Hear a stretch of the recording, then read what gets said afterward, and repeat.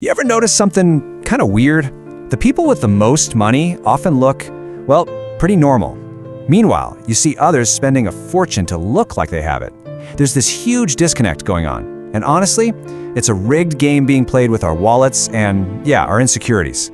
Okay, let's dive in and expose this hidden cost of looking rich, what I call the logo tax. So take a look at this. On the left, you've got what people now call quiet luxury. Think billionaire style. A plain cashmere sweater, some generic jeans, no logos anywhere in sight. The whole point is the quality, the feel. Then on the right, you have loud luxury, the classic influencer look. Giant logos, crazy monogram prints, a designer buckle you can see from a mile away.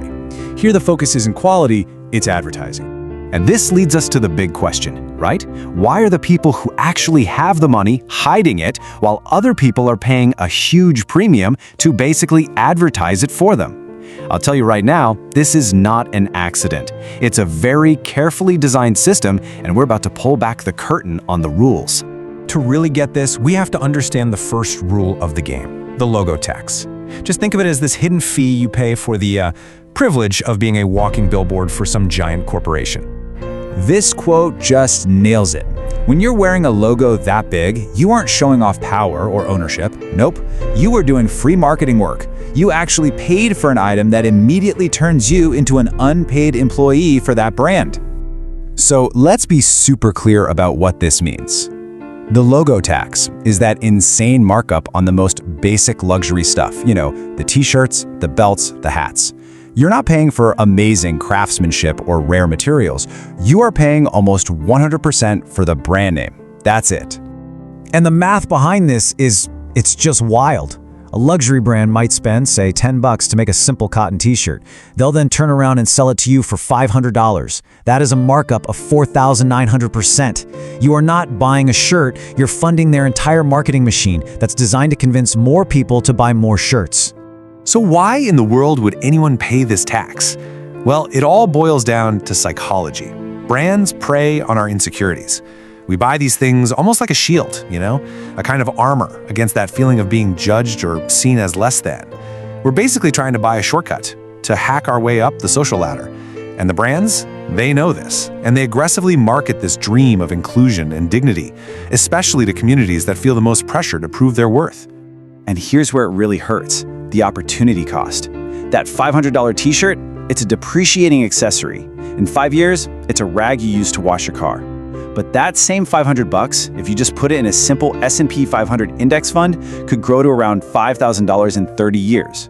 One of these choices literally destroys wealth. The other one builds it. You are trading actually being rich for just looking rich.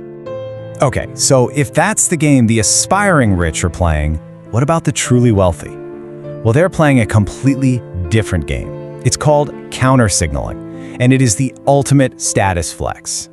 Counter-signaling is basically saying, I'm so secure, so powerful in my position that I don't even need to play your little logo game. It's when you deliberately avoid all those flashy symbols of success because your status is already a given. It comes from your achievements, from your bank account, not from your outfit. And you see this everywhere with the ultra-rich. Mark Zuckerberg and his plain gray hoodie, Steve Jobs in that iconic black turtleneck, Bill Gates wearing a $10 Casio watch. These guys aren't trying to impress anyone with their clothes. Their success does all the talking. That's the real power move. What this all represents is a huge psychological shift. Wearing loud logos outsources your self-worth. It says, this brand makes me valuable. Counter-signaling, on the other hand, insources it. It's a quiet confidence that says, the value, it comes from me. Okay, so we've laid out the problem. We see the trap. Now, how do we get out of it? How do we stop paying the logo tax and start building actual wealth? It's actually pretty simple. Here's a 3-step guide. So the framework is really straightforward. First, you're going to adopt the 10-foot rule. Second, you're going to choose assets over accessories. And third, and this might be the most important one, you have to audit your own insecurity. All right, let's break down step 1. The 10-foot rule is just a super simple filter for when you're shopping. If a logo is so big that someone can read it from across the room, from 10 feet away, just don't buy it. The goal should be to signal taste, not how much you spent. You want people to think, wow, that looks really nice, not, wow, that must have been expensive. See the difference? It's a huge one. Okay, step 2 forces a really critical shift in your mindset. I want you to make a personal rule. You can only buy luxury items with passive income. That means money from your investments, your stocks, your real estate, not from your paycheck. This turns luxury into a reward for being financially disciplined, not a substitute for it. It forces you to become an investor first and a consumer second. And finally, step 3. This is where you have to get real honest with yourself. Who are you actually trying to impress? Because the hard truth is, almost no one is paying as much attention to your clothes as you are. They're all worried about themselves. It's called the spotlight effect. You are spending money you don't have to impress people who frankly aren't even looking. And once you really let that sink in, the pressure to perform just melts away. At the end of the day, all of this leads to a fundamental choice. A choice about the role you want to play in the economy. Are you going to be the billboard, or are you going to be the owner? Think about it. The walking billboard pays rent. The building owner collects it. The billboard buys the logo t-shirt. The owner buys the company's stock. One person is playing a game that is literally designed for them to lose. The other owns the casino, and the house always wins. It's the difference between funding the system and profiting from it. So here's the final takeaway. Here is your challenge.